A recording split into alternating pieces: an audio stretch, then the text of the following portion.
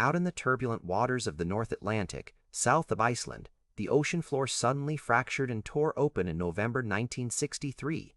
Fishermen aboard a small vessel first noticed columns of dark smoke rising from the freezing sea, initially believing another ship was ablaze. What they were actually witnessing was a powerful subsea eruption, where superheated magma exploded upon contact with freezing ocean water. Within days, intense volcanic activity pushed a brand new landmass above the surface of the sea, defying the relentless waves trying to wash it away. The new island was named Surtsey, after Surtur, a legendary fire giant from Norse mythology who carried a burning sword. Recognizing a rare opportunity to study a virgin landscape, Icelandic authorities immediately declared Surtsey a protected nature reserve. Human visitation was strictly restricted, ensuring that natural processes could unfold without human contamination or interference. Early on, explosive eruptions gave way to fluid lava flows, which formed a tough crust over the soft volcanic ash. This hard armor of basalt rock prevented the violent Atlantic waves from eroding the island away entirely.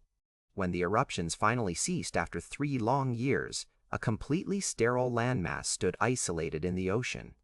Surtsey was a desolate realm of sharp basalt, smoking fissures, and dry volcanic ash, entirely devoid of any living organisms. For biologists around the world, Surtsey became the ultimate living laboratory, a blank slate to study primary ecological succession. The central question was simple yet profound: how long would it take for life to conquer a completely lifeless world? Ocean currents, atmospheric winds, and migratory birds were about to become the 3 great architects of this new world. Just 2 years after the island emerged, the very first higher plant made its surprise appearance along the black shoreline. It was a sea rocket, whose buoyant seeds had drifted for miles across freezing sea currents before washing ashore and taking root.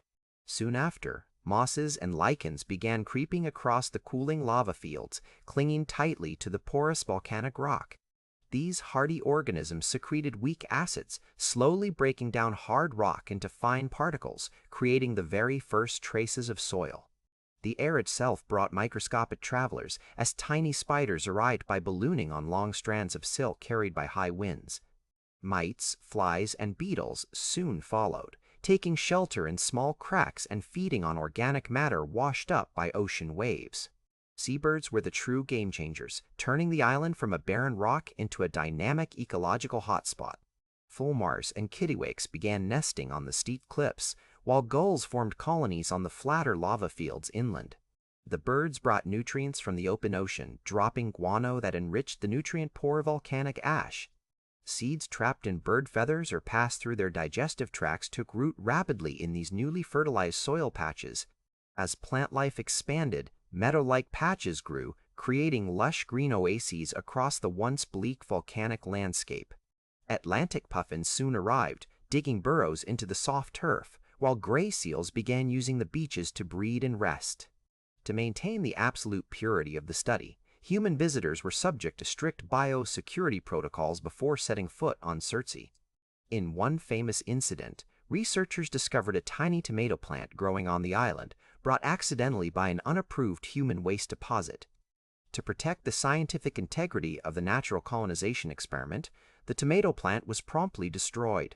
Decades later, over 60 species of vascular plants, dozens of bird species, and hundreds of insect species call Surtsey home.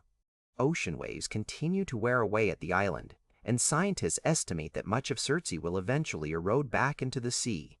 Yet the tough core of basalt will endure, leaving a lasting monument to one of the most remarkable natural experiments in history. Surtsey stands as a brilliant testament to nature, proving that even from fire and desolate rock, life will always find a way.